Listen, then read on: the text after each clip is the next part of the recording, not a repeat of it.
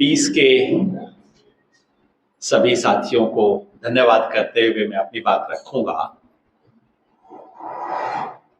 मैं चाहता था कि आज मैं अपनी बात मुख्यतः भारत जोड़ो अभियान के तहत हमने जो कैंपेन शुरू किया है, जीतेगा इंडिया बनेगा भारत, उसके बारे में अपनी बात रखूं।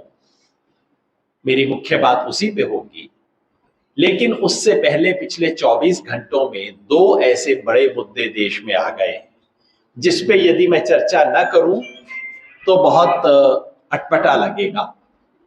इसलिए मैं अपनी बात तीन अलग अलग टुकड़ों में कहूंगा। तीनों का सीधे संबंध शायद नहीं है, शायद है भी। पहला, आज सुबह दिल्ली में जो पत्रकारों की गिरफ्तारी और जो हमला हुआ है उसके बारे में। दूसरा, कल बिहार में जो जातिवार जनगणना के आंकड़े जारी हुए हैं उसके बारे में। और फिर तीसरी बात जो मैं मुख्य बात कहने आया हूं उसके बारे में। आज सुबह दिल्ली में देश के अनेक गणमान्य पत्रकारों पे जिस तरह से छापे पड़े हैं, अभी तक की खबर है कि उन्हें डिटेन किया है, अरेस्ट किया है नहीं हम अभी नहीं जानते, लेकिन डिटेन किया है। स्पेशल सेल में पूछताछ हो रही है और अभी तक की सूचना यह है कि यूएपीए और पीएमएलए नामक जो सबसे खतरनाक दो कानून हैं, उनके तहत उनको उनकी पूछताछ चल रही है और उन्हें उसमें इम्प्लीकेट करने की तैयारी चल रही है। ये इस देश की पत्रकारिता के लिए और इस देश में अभिव्यक्ति की स्वतंत्रता पर बिल्कुल स्पष्ट हमला है। हम सब जानते हैं कि ये कोई पहली घटना नहीं है।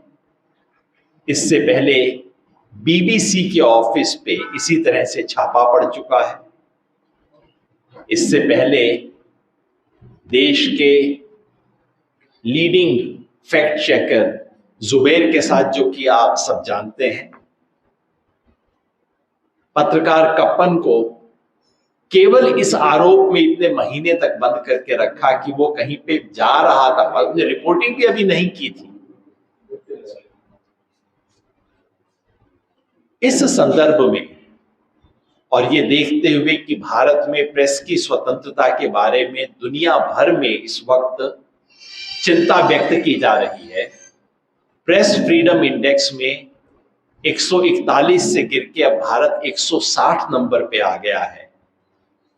उस इंडेक्स में अब पाकिस्तान से भी नीचे हम हैं मीडिया की स्वतंत्रता के बारे में। इस संदर्भ में देश के अग्रणी पत्रकारों को जिनकी स्पष्ट छवि इस सरकार से कड़े सवाल पूछने की है, उन पर छापे पड़ना एक स्पष्ट राजनीतिक संकेत है, स्पष्ट संदेश है। कौन पत्रकार हैं? अभिसार शर्मा, जो कि व्यवस्थित रूप से इस सरकार से बहुत कड़े सवाल पूछते रहे हैं। उर्मिलेश, जो कि जाति जनगणना और बहुजन समाज ओबीसी के सवाल पे लगातार अभियान चलाते रहे हैं। भाषा सिंह, जो कि सफाई कर्मचारी समाज के बारे में सालों से लगातार काम करती रही हैं, फोकस करती रही हैं। किसान आंदोलन पे किताब लिखी है, किसान आंदोलन के बारे में लिखा है। और सुबह के समाचार ये था कि परंजय गुहा ठाकुरता को भी पूछताछ की गई है। परंजय गुहा ठाकुरता कौन? जिन्होंने अडानी के मसले को पहली बार देश के सामने रखा, किताब लिखी और अडानी के सारे घोटाले को सबसे पहले देश के सामने रखने वाले परंजय गुहा ठाकुरता है। तो ये कोई संयोग नहीं है। और भी कई पत्रकार हैं, मैं एक एक का नाम नहीं दे रहा हूं, लेकिन ये कोई संयोग नहीं। न्यूज क्लिक और ये सब शाम तक कुछ ना कुछ बहाना बता दिया जाएगा, जैसा इमरजेंसी में भी हुआ करता था। पहले पकड़ते थे, बाद में सोचते थे अब इसमें कौन सी धारा लगानी है, क्या चीज बनानी है, तब मीसा बता देते थे, कानून तब हुआ करता था मीसा, तब कहते थे सीआईए का एजेंट है, सब चीजें तब भी चलती थी। ठीक उसी तरह की घटना है। आज शाम तक कुछ ना कुछ बहाना, कोई ना कोई कानून, कोई ना कोई चीज दिखा दी जाएगी, लेकिन संदेश स्पष्ट है। और वो संदेश मेरे लिए नहीं है, वो संदेश आपके लिए है। इस देश के हर पत्रकार को बताया जा रहा है कि अगर आवाज उठाई तो देखो ये होगा, और ये बहुत खतरनाक बात है।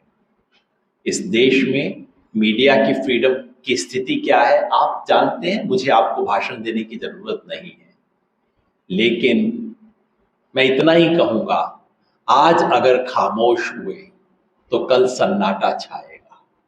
अब हम उस मोड़ पे आ गए हैं। अगर अब भी नहीं बोले, इस देश का पत्रकार जगत, मीडिया जगत अगर इस पे भी नहीं बोला, फिर यही होगा। आज उनका नंबर है, कल आप में से किसी को साइड से लेके जाएंगे, फिर किसी और का नंबर आएगा। बिल्कुल वही चल रहा है इस वक्त देश में।